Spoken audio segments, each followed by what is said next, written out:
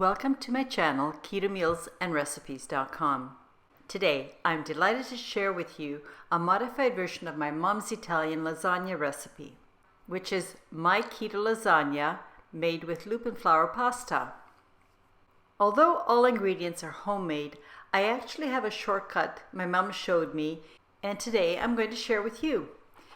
Before doing the recipe, I want to tell you the macronutrient ratio for the keto lasagna with Lupin Flour Pasta is 2.5 to 1, with 22.9 grams of total carbs, 10.4 grams of fiber, resulting in 12.5 grams of net carbs per generous slice of lasagna, and I mean generous. If you're worried that my total carb count is really high, please remember that the Lupin flour is gluten-free, high in protein, very high in fiber, and is also high in essential nutrients such as magnesium, potassium, and calcium. So don't be scared off by the total carbs because the fiber is really important in this recipe and for your keto low-carb diet. Now here's the shortcut that my mom used to make. The shortcut to this recipe is to use my pre-made homemade bolognese. And since I consider bolognese a staple, I always make a lot and have a jar or two in my freezer, which is what I recommend in my How to Make Bolognese video. Now, alternatively to the bolognese, you could use marinara sauce, but I really suggest that the bolognese is the way to go because it's more of a northern Italian and a Croatian sort of interpretation of lasagna, and I think you'll really like it. Also, in a previous video, I showed you how to make my Lupin Flour lasagna pasta. And in the video, I explained how to freeze it so that you can use the pre-made Lupin pasta and have it as a prep ahead ingredient. Please refer to that video for more information. Now those are my two shortcuts. I used my pre-made bolognese and my pre-made lasagna pasta. When you're ready to make this, make sure you thaw the bolognese and you take out your pre-made lasagna pasta and let it thaw on your counter. And as part of your prep, you should also grate your mozzarella. One of the things I do like to do with my bolognese, I just like to heat it up a little bit so that all the fats and ingredients are well mixed together. Begin by pouring 1 2/3 cup of the bolognese sauce into your 8 by 11 inch or 20 by 28 centimeter oven-safe casserole pan. I'm using my glass Pyrex dish because it looks nice and it's a better way for me to show you what it looks like. Now spread the sauce evenly over the entire bottom of your casserole pan. Next, place the first 2 sheets of the Lupin Flour lasagna side by side so that the pasta covers the sauce. Then pour the second layer of the bolognese sauce. Spread the sauce evenly over your pasta. Place the second set of 2 sheets of your Lupin Flour pasta on top of the sauce. Repeat with pouring and spreading your third layer of bolognese over the pasta layer.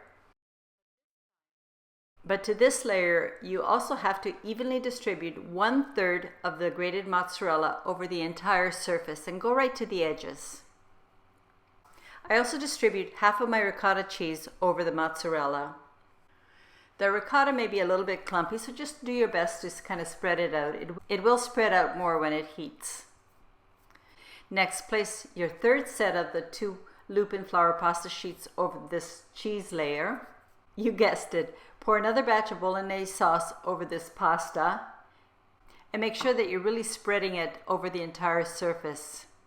I like to be really generous with the pasta sauce because the Lupin flour is really thirsty and will absorb a fair bit of the liquid within the bolognese.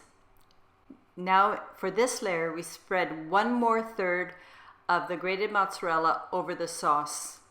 Just 1/3, not all the rest of it. However, you do spread the rest of your ricotta on top of the mozzarella. Place the last 2 sheets of Lupin pasta on top of the cheese layer. Pour the rest of the sauce over the pasta and distribute the last third of the grated mozzarella cheese on top of the surface of the sauce. And that's how you assemble my mom's version of Italian lasagna. I'm giving the credit for this recipe to my mom because she was a European trained chef and head of cuisine, and she made some of the best meals I ever had. So it's my pleasure to share this recipe with you. Now all the assembly and layering for this lasagna is done. Cover the casserole dish with a sheet of aluminum foil, the shiny side down.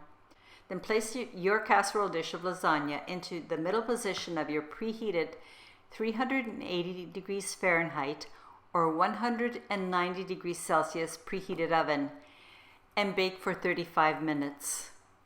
After that time, remove the aluminum foil and bake for another 10 to 15 minutes. This last 10 to 15 minutes will crisp up the surface of the mozzarella and give it a nice golden color. When it's done, just simply remove the casserole dish from the oven and let your lasagna rest for 10 minutes. To complete the meal, and while your lasagna is resting, you have enough time to make a simple spring mix salad. And for the dressing, just pour a little bit of olive oil and vinegar on top. Keep it simple because the lasagna itself is amazing. Or if you're making this lasagna for a special occasion, I like to serve this lasagna with my avocado spinach and strawberry salad with the balsamic vinaigrette. That's because this salad has a wonderful flavor profile that completely complements the lasagna absolutely perfectly. When the lasagna has rested for a while, it's time to cut it into 6 generous pieces. However, if you're not that hungry or prefer to eat a little less, make it into 8 pieces. As I said, this is a very filling entree. By the way, if you have extra left over, you can store the lasagna in an airtight container for 3 to 5 days in your refrigerator, or transfer the airtight container into your freezer where it will keep for several months. I hope that you have found this keto lasagna made with my homemade bolognese and Lupin Flour Pasta something that you will enjoy. Please leave me a comment, a question, or a suggestion. I'd absolutely love hearing from you, and I do respond to all comments. Lastly, thank you very much for taking the time to watch my video. I really appreciate it. Please come back when I post my next video. Until next time, I hope you have a very happy and healthy day and you enjoyed this recipe. Cheers!